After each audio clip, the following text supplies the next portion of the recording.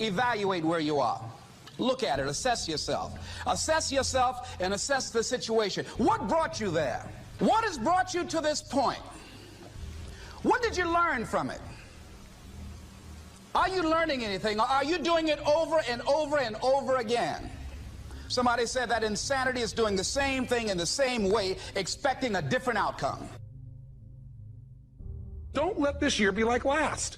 And if last year was great, still don't let it be that way. Raise the standard. If your life is perfect and extraordinary, you darn well know you're not going to be happy unless you keep making it better. That's what makes us feel alive. It's not what we get that makes us happy. It's who we become and what we're able to give because we become more. If you want to begin to move, you've got to clear your mind of all the unnecessary luggage and baggage that's weighing us down. You're going to have people to do things to you. Things are going to happen to you. And the most important thing to do is to harness your will and let it go. And move so you can grow. So you can get on with your life. It doesn't matter about what happens to you. What matters is, what are you going to do about it? If there's anything that'll shift your life, that'll get you to thrive in a difficult situation, is take some massive action. Try something else. Change it, try it, move it. Progress equals happiness. If you can start to make progress, if you can get yourself going, even if it's not perfect, if it doesn't work, you know what to do. Just change your approach. That doesn't work, change your approach. So often in life, people don't begin the journey because they're not quite sure what to do or how to do it right or how to do it perfect. You want to change your body? Get yourself moving. Don't wait for the perfect trainer. Just go out there and move. Put on your shoes and move and get momentum. I'm going to turn this situation around. I'm not going to sit back and moan and cry over what happened and what went wrong and who did what. I'm going to do something about this situation. The other thing is, take full responsibility for your life. Accept where you are and the responsibility that you're going to take yourself where you want to go. Someone said we have two primary choices in life. We can either accept conditions as they exist, or we can take the responsibility to change them. See, a lot of people want to exempt themselves from taking responsibility. All they want to do is talk about the problem. Every time you see them, they'll tell you their story over and over and over and over again. No. You want to take responsibility for your life. I got me here, I can get me out of this. And I'm getting out. I'm not going to be a volunteer victim. And so all you're looking for are new breakthroughs through practice and practice and practice. You'll get better and better and better. And there's still some things that will happen to you that will catch you on the blind side that you did not anticipate. You'll get knocked down, but you won't be knocked out. And so I say to you, it's possible you can live your dream if it's becoming a diamond, if it's having more, if it's achieving more, if it's being a better father, being a better mother, whatever it is, overcoming addiction, changing our society. It's possible you can live your dream. It's necessary that you have a plan of action, that you're resilient, that you stick to, and you work with the system, that you work with people, that you give support, and that you be there for them, that you have the vision and never give it up, that you become creative and relentless and keep on coming back again and again and again, and that it's you that you got to take personal responsibility to make it happen, and that it's hard. Easy is not an option. And when life knocked you down, jump back up and say, it's not over until I win. Avoid people and situations that upset you. See, there's some people that know just how to push your button. They know just what to say. But I'm not going to expend any energy arguing with anybody. Life is too short, ladies and gentlemen, and unpredictable. I don't want to spend my time arguing with anybody, so I avoid situations that will get me upset. I don't argue with people. Draw the line, ladies and gentlemen. There are certain things that we just go through life just taking, and at some point, you just got to draw the line and just say enough is enough.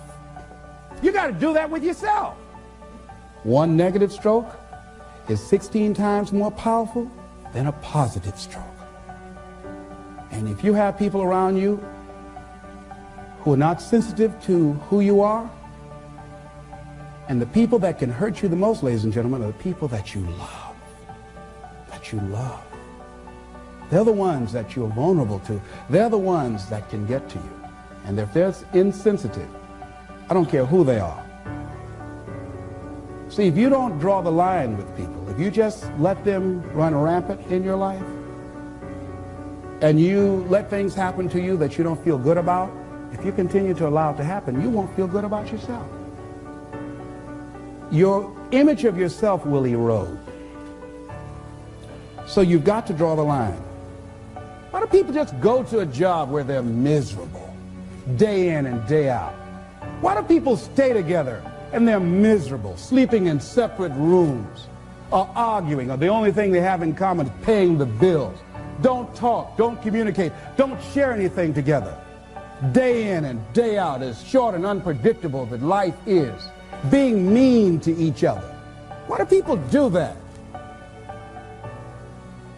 Known hells are preferable to strange heavens because it's familiar.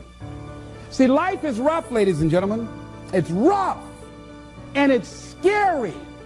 It's scary growing. It's scary taking a chance. It's scary acting on your intuition, on your guts. It's scary. It's frightening. There are people that's tolerating things right now, and they're immobilized by fear. They can see the hammer coming, and they're afraid to even move because it's scary. To go against the dominant thinking of your family, friends, and those people you associate with every day is perhaps the most difficult act of courage you will ever perform. See, when you start growing, when you start changing the way you walk, the way you talk, the way you act, the way you respond to things, the way you use your time, when you start saying, no, I can't do that. Why? You're too busy. You don't have the time. No, I have my own agenda. So if people can put you on a guilt trip, they will. And use you and abuse you over and over and over again. You got to draw the line. You have to draw the line on them. Don't go through life feeling like you're powerless. Victims are people that are powerless. You're not powerless. You are powerful. You direct the power in your life. Whatever your life is right now, it is a duplication of your consciousness. It's a result of how you have decided to use your power. That's all it is. That's not who you are. That's just a perverted use of your power that you aren't satisfied with. And you've got the power to change that. Wherever you are, how? I don't know. But I know you've got the power to do that. But you don't know what has happened to me. It really doesn't matter what has happened to you. See, the only thing that really matters is what are you going to do about it? That's all that matters. That's all that matters. You can allow it to destroy you, or you can allow it to build you up. We never get to a level where we feel that there's nothing else for us to do, that we've achieved a certain number of goals and we figure that we're through. No, no. You don't want to stay there and celebrate too long like a lot of people do. They do something they consider outstanding. They go around talking about what they used to do. See, let me tell you, I used to do this and I used to do that. Excuse me, used to be's don't make no honey. What are you doing now? You're still here breathing. That means you've got some more to give. Doesn't matter how old you are, doesn't matter about where you are, doesn't matter about what you have, doesn't matter about what you've done. Life is about growing, it's about being productive, it's about stretching, it's about challenging yourself. So you start looking around and decide, hey, what else do I want to do? What got me here? It's a time for celebration, but also a time for reflection. What got me here? What worked? What did not work? What do I need to do to repeat so that I can get the same kind of results in other areas of my life? If the goal is to improve my health, if the goal is to improve my relationship, if the goal is to improve my income, if the goal is to improve something in society, what is it I need to do? Now, don't get confused with what you do with who you are. Don't trip. Don't go on some type of ego trip, talking about how bad you are. None of us do anything by ourselves. Develop an appreciation for external support as well as good fortune, because all of those things play a role. The other thing is, don't go overboard celebrating. You must meet with triumph and disaster and treat those two imposters just the same. You look at it, hey, I did it. I feel good about that. Now you're moving on to the next thing. Things did not work out the way you wanted them to work out. You didn't produce the results you wanted to produce. Hey, miss that. Win some, you lose some. Next, moving right on. Don't confuse who you are with what you do.